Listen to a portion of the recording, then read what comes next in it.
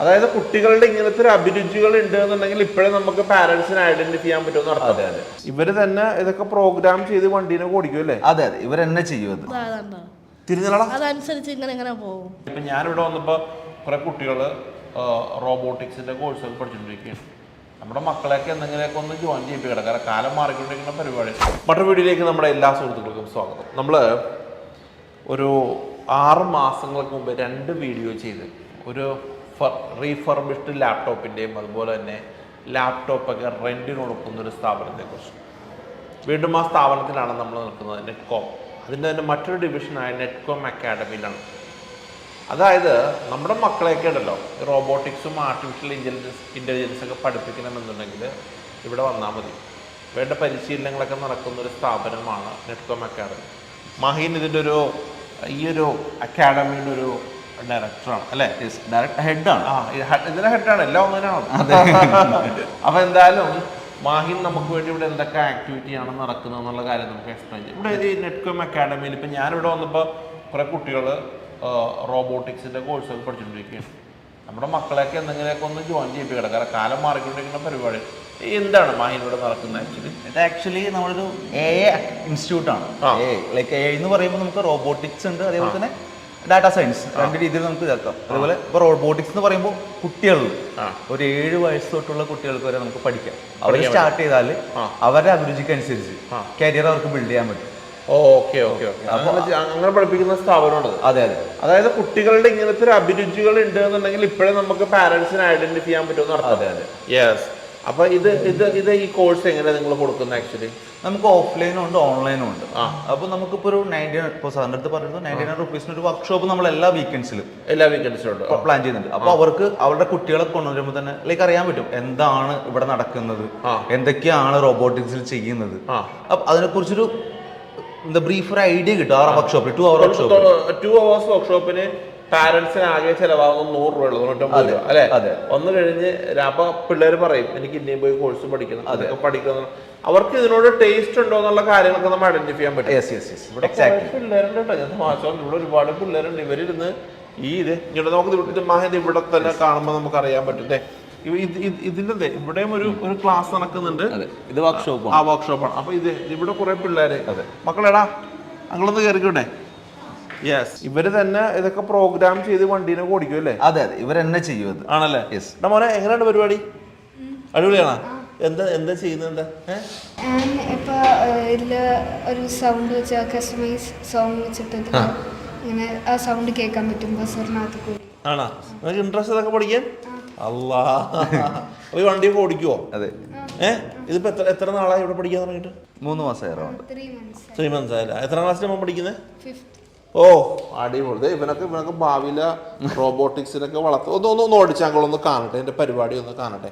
മഹിനെ, coding എന്നൊക്കെ പറയുമ്പോഴേ ഭയങ്കര വലിയ ഇതൊന്നും അല്ല. അല്ല, പിള്ളേർക്ക് ക്ലിക്ക് ആൻഡ് ഡ്രാഗ് പരിപാടിയാണ് അല്ലേ? മൗസ് മാത്രം യൂസ് ചെയ്തിട്ട് ചെയ്യാം. അല്ല, ഇതിന്റെ ഏറ്റവും വലിയ പ്രധാനപ്പെട്ട ഇത് വെച്ചാലേ ഇവന്മാര് 2 മണിക്കൂർ ആഴ്ചയിൽ 2 മണിക്കൂർ ഇങ്ങനെ എൻഗേജ് ചെയ്താല് ഇവന്മാരുടെ വേറെ ഇങ്ങനത്തെ കഴിവുള്ള ഒരുപാട് മക്കളുണ്ട്.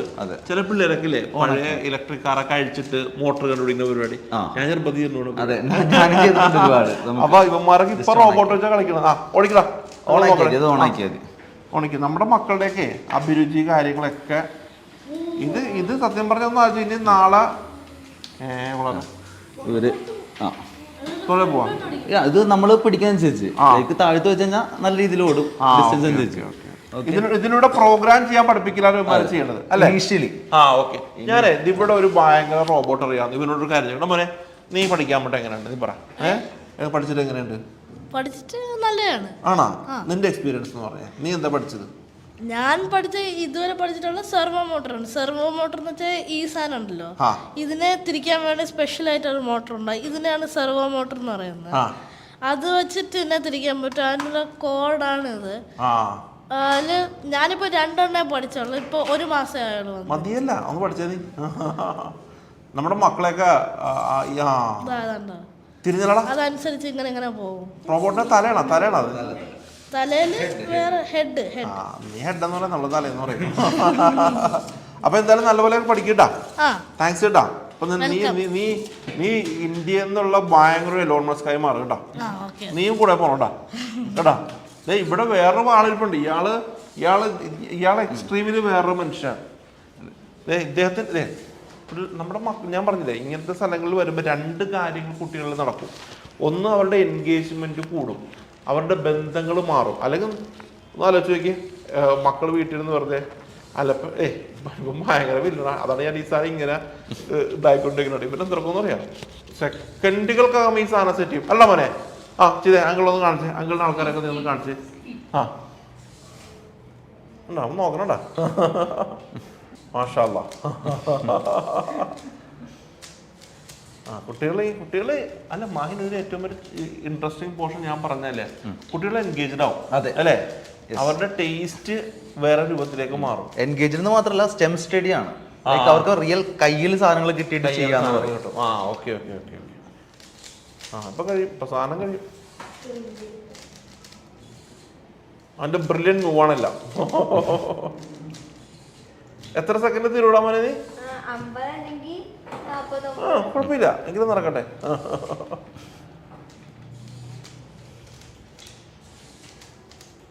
അയ്യോ,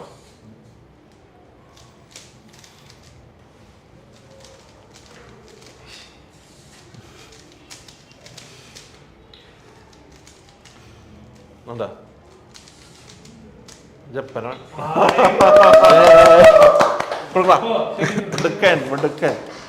ഇഷ്ടമാണോ പഠിക്കാൻ വരാൻ? ഇഷ്ടമാണ് ഇത്. എങ്ങനെയെങ്കിലും ശനിയാഴ്ച ആയാൽ മതി എന്ന് ആലോചിക്കായിരിക്കും അല്ലേ ഇവിടെ വരാനായിട്ട് അല്ലേ? ശനി ഞായർ വരുമോ? ശനിയാഴ്ച. അടി ഇതൊക്കെ ചെയ്തിട്ട് വീട്ടിൽ പോയിട്ട് പ്രാക്ടീസ് ചെയ്ത് നോക്കുമോ? എന്ത് ചെയ്യും? എനിക്കൊരു പഴയ കമ്പ്യൂട്ടർ ഉണ്ട്, അതിനകത്ത് ചെയ്ത് ഇവിടെ പഠിപ്പിച്ച കാര്യമൊക്കെ ചെയ്യുമല്ലേ? അടിപൊളി. കുട്ടികൾ ഭയങ്കര ഹാപ്പിയാണ് അല്ലേ? നമുക്ക് അടുത്ത ക്ലാസ് റൂമിലേക്ക് ഒന്ന് പോലെ വർക്ക്ഷോപ്പ് നടക്കുന്നുണ്ട്. ഇതും ഈ പറഞ്ഞ പോലെ ഈ കുട്ടികൾ ഇങ്ങനെ പഠിക്കാൻ വന്നിരിക്കുന്ന ആളാണ്. പറഞ്ഞല്ലോ, വീക്കെൻഡ്സിൽ നമ്മൾ വർക്ക്ഷോപ്പ് കണ്ടക്ട് ചെയ്യുന്നു. അപ്പോൾ ലൈക്ക് വെറും 99 രൂപ അവർക്ക് ഇതൊക്കെ എക്സ്പീരിയൻസ് ചെയ്യാൻ പറ്റും. എങ്ങനെയാണ് അവർക്ക് ഇതില് ലൈക്ക് എന്താ പറയുക, അഭിരുചി, അവരെ താല്പര്യം നമുക്ക് മനസ്സിലാക്കാൻ പറ്റും. ഇൻട്രസ്റ്റ് അത് 2 മണിക്കൂറുണ്ട്. 2 മണിക്കൂർ. അപ്പൊ ഈ 2 മണിക്കൂർ കൊണ്ട് ഇപ്പൊ ഫോർ എക്സാമ്പിൾ ഈ ഒരു ആൾക്ക് റോബോട്ടിനോട് ഇഷ്ടമുണ്ടോ എന്ന് വിചാരിക്കാം. അപ്പൊ നിങ്ങൾ ഇതിന്റെ കുറെ കോഡിങ് കാര്യങ്ങളൊക്കെ ഇവരെ പഠിപ്പിക്കുന്നു. ഈ വണ്ടിയൊക്കെ നമ്മൾ ഡെമോ കൊടുക്കുമല്ലോ? ഡെമോ, അതായത് നമ്മൾ ഇവിടെ ഡെവലപ്പ് ചെയ്തേക്കുന്നതാണ്. ആണല്ലേ? അപ്പൊ ഫോർ എക്സാമ്പിൾ ഇവർക്ക് ഇതിനോട് ഇൻട്രസ്റ്റ് ഉണ്ട് എന്നുണ്ടെങ്കിൽ പാരന്റ്സ് എന്താണ് അപ്പൊ ചെയ്യേണ്ടത്? നമ്മളെ കോൺടാക്ട് ചെയ്താൽ മതി. അക്കാദമിക് കൗൺസിലർ ഉണ്ട്, ആള് ഡീറ്റെയിൽ ആയിട്ട് എല്ലാ കാര്യങ്ങളും പറഞ്ഞുതരും അവർക്ക്. ആണല്ലേ?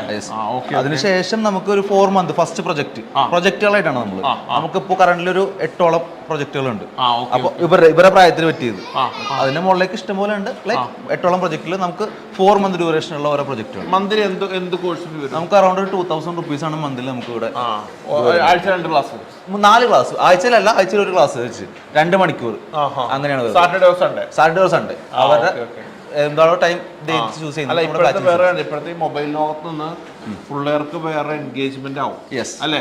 ഇതിനോടൊക്കെ താല്പര്യമുള്ള ആളുകൾക്ക് വേറെ എൻഗേജ്മെന്റ് മാത്രമല്ല, അവരുടെ ഒരു ഇൻട്രസ്റ്റ് നമുക്ക് മനസ്സിലാക്കാൻ പറ്റും.